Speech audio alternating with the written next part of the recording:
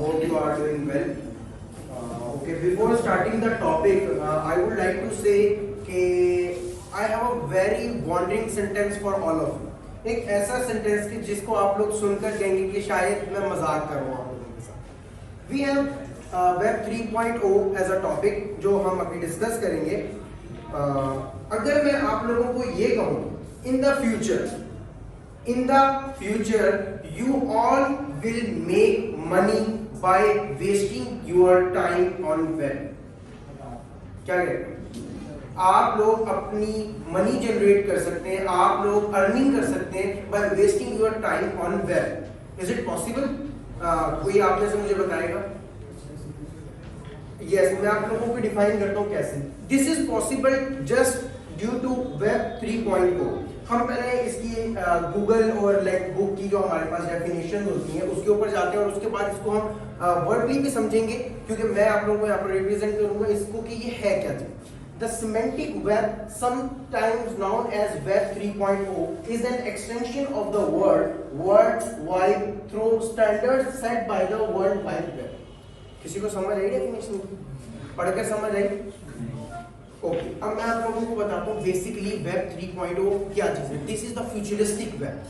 Futuristic means कि ये वो वेब है जो हमें फ्यूचर के बिल्कुल लाइक जैसे आप लोगों ने अभी मेटावर्स सुना, होलोग्राफी सुना, वेब 1.0 सुना. इसमें क्या होता है, सिमेंटिक वेब क्या होती है? The more reliable form of internet. अब वो कैसे? We have an example of web 3.0 which is Apple Siri, Alexa, classic example of Web 3.0. मैंने जैसे आप लोगों को बताया सिमेंटिक वेब क्या होता है, एक रिलायबल फॉर्म होती है इंटरनेट की. रिलायबल मींस टू से कि आप उनसे कोई भी चीज कंसर्न करते हैं लाइक यू वांट कि यार मुझे वेदर का पता लग जाए, you are in the room, तो आप कैसे कंसर्न करेंगे? अगर आपके पास एपल की सिरी है, you will call the Siri and said Siri please tell me the weather of outside और whatever, so like it's Multan और व्हाटएवर, जो जिसका भी आप पता करना चाहें सिरी आपको वो बताएगी. रिलायबल हो गए आप लोग, आपको बाहर निकले बगैर आपको पता लग गया, आपके इजी टू वर्क हो गए आप लोग. इसमें हमें आर्टिफिशियल इंटेलिजेंस का बहुत हैंड है और इसके अलावा वॉइस रिकग्निशन जो हमें वेब 3.0 का मेन फीचर है. There is a word blockchain. Again, read this definition.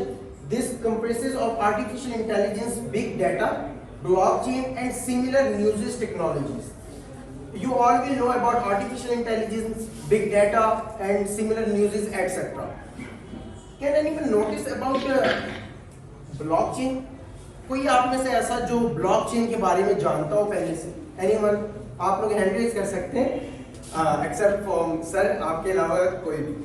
Okay, मैं आप लोगों को बताता हूँ बेसिकली ब्लॉकचेन होता क्या है.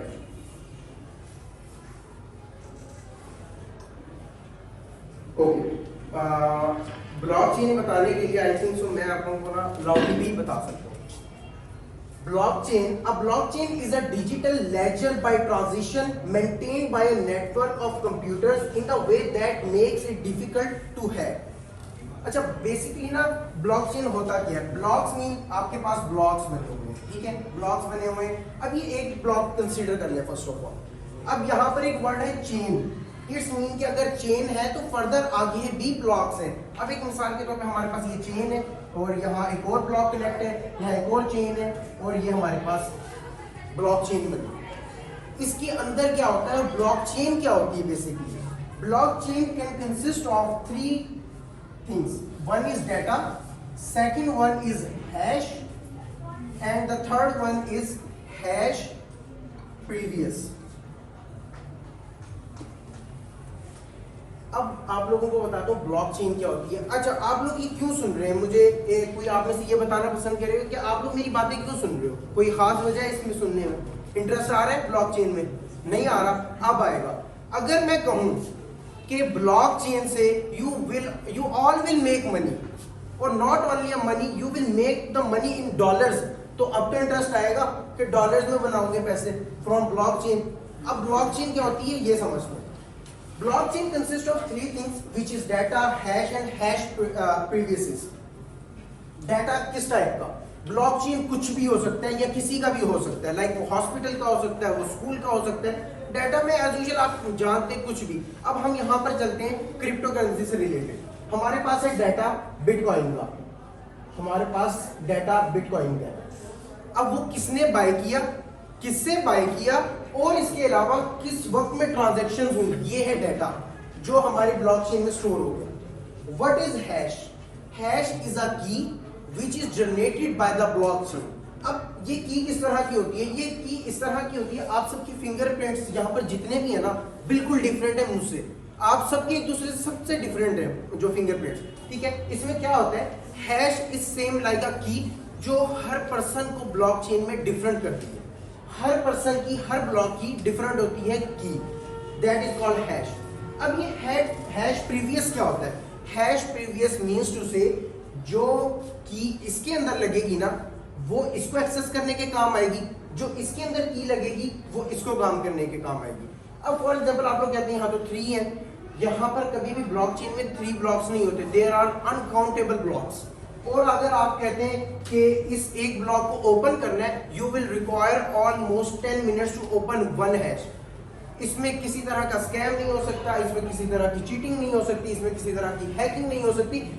ये यूज क्यों होता है? For transparent transactions. लाइक आपने ट्रांजैक्शंस करनी है बिल्कुल ट्रांसपेरेंट, आप ब्लॉकचेन यूज करें। इसकी की इसके अंदर, इसकी की इसके अंदर। अब for example someone come and want to hack our block. अगर वो इसको हैक करता है ना, फॉर एग्जांपल हमारा डाटा है, हमारा क्रेडिट कार्ड, हमारे बैंक अकाउंट्स, हमारे पिन वगैरह सब इस ब्लॉक के अंदर, ठीक है, और इससे ही रिलेट करते हैं इसका डाटा और इसका डाटा। अगर वो इसकी की को ब्रेक करेगा ना, मैंने ये बात पहले की थी कि ये जो हैश प्रीवियस का काम होता है, इसकी की इसके अंदर होगी, यहाँ पर की चेंज होगी और ये दोनों ब्लॉक्स भी फ्री हो जाएंगे, इनवैलिड हो जाएंगे, इनका डाटा भी लॉस्ट हो जाएगा। इसलिए ब्लॉकचेन एक प्रेफरेबल थिंग है in a security.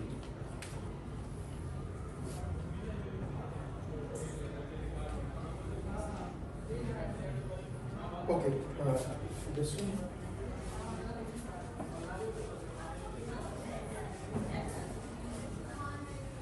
we have a lot of blockchains. ये इन्वेंट किसने की थी? It was invented by Satoshi Nakamoto, who invented the Bitcoin. जिसने बिटकॉइन को इन्वेंट किया था in 2009 बिटकॉइन was invented। लेकिन इसके ऊपर प्रोसेसिंग 1991 से हो रही थी। Bitcoin and ethereum are popular examples of blockchain. Everyone is allowed to connect to the blockchain and transact on them. Basically क्या होता है, आप लोग जब बिटकॉइन को बाय करते हैं, ठीक है, या बिटकॉइन को या इथेरियम को या व्हाटएवर, सो किसी भी टाइप की क्रिप्टो करेंसी है, आप लोग ये तो नहीं चाहोगे पैसा लगा और वो चोरी हो जाए, कोई हैकर आए वो आपके सारे बिटकॉइन ले जाए, कभी भी ऐसा नहीं चाहोगे। We use blockchains. बिटकॉइन की अपनी ब्लॉकचेन है, इथेरियम की अपनी ब्लॉकचेन है, जो इन्हें हेल्प करती है, प्रोटेक्ट करती है। इनके अंदर जितनी भी ट्रांजैक्शंस होती है वो सारी की सारी ट्रांजैक्शंस बिल्कुल ट्रस्टफुल होती हैं, वर्थफुल होती हैं, इसमें किसी तरह की भी हैकिंग नहीं हो सकती। Okay, like I said about cryptocurrency in my previous 2 slides. What is cryptocurrency? Cryptocurrency is a digital asset. अब डिजिटल एसेट क्या होता है? आप लोगों ने आजकल बहुत सुना होगा ट्रेडिंग के बारे में कि ऑनलाइन ट्रेडिंग कर रहा हूँ, या I have lost something else, ये लॉस कर दिया, वो लॉस कर दिया। ये होती है क्रिप्टो करेंसी। क्रिप्टो करेंसी का बेतहाशा पॉइंट आगे बेतहाशा वर्किंग हो रही है, तो हम इसको आगे मैं इससे आप लोगों को क्रिप्टो करेंसी समझाता हूँ। क्रिप्टो करेंसी डिसेंट्रलाइज होती है। अभी आप लोगों को सेंट्रलाइज का मतलब पता है क्या होता है?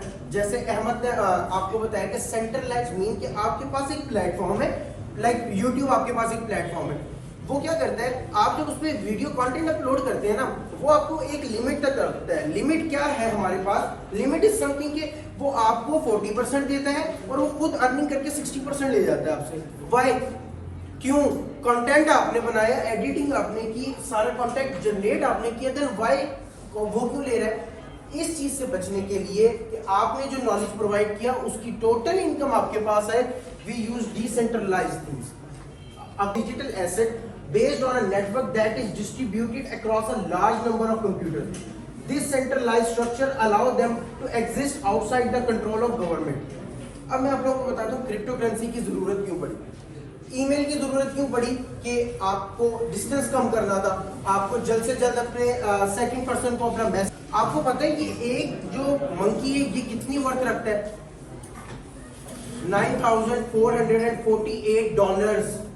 ये एक मंकी, इसको एप बोलते हैं, ठीक है।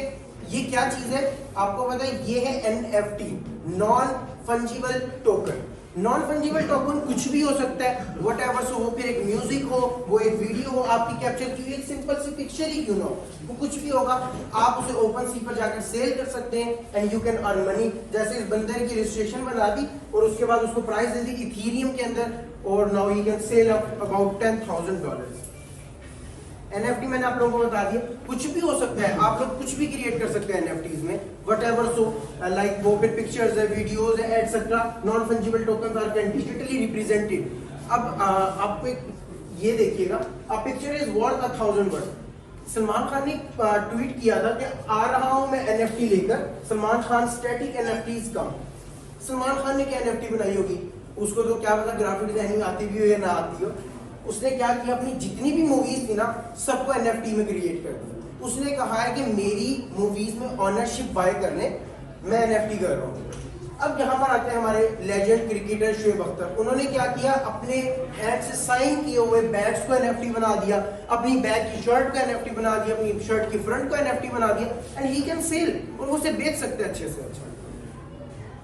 अब आप लोगों को एक बेसिक तरीका बताता हूँ कि NFT आप लोग कैसे सेल कर सकते हैं। उसके बाद ये मेरा लास्ट पॉइंट है, इसके बाद मेरी प्रेजेंटेशन एंड हो जाएगी।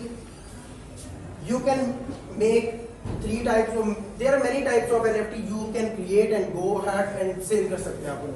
हमारे पास जो सबसे मेन आती है वो डिजिटल वर्क में आती है।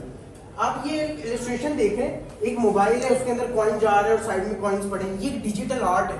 इसको डिजिटली इसको और एनिमेशन दे दूंगा तो ये एक प्रॉपर एक डिजिटल आर्ट बन जाएगी, इसे मैं सेल कर सकता हूँ। कोई इंटरेस्टेड होगा बाय करेगा, और बहुत बाय करने वाले हैं। लाइसेंस कलेक्टिबिलिटीज होते हैं, NFT वीडियो गेम्स होती हैं। NFT वीडियो गेम्स एक बहुत बड़ा रुझान है, प्रोग्रामर्स के लिए एक बहुत अच्छी अपॉर्चुनिटी है। I want to end my presentation with this quote, NFTs create new ownership opportunities. किसी ने बहुत अच्छा कहा कि ये एक बहुत प्रेफरेबल बिजनेस है अगर कोई इसको करना चाहे तो। Thank you so much.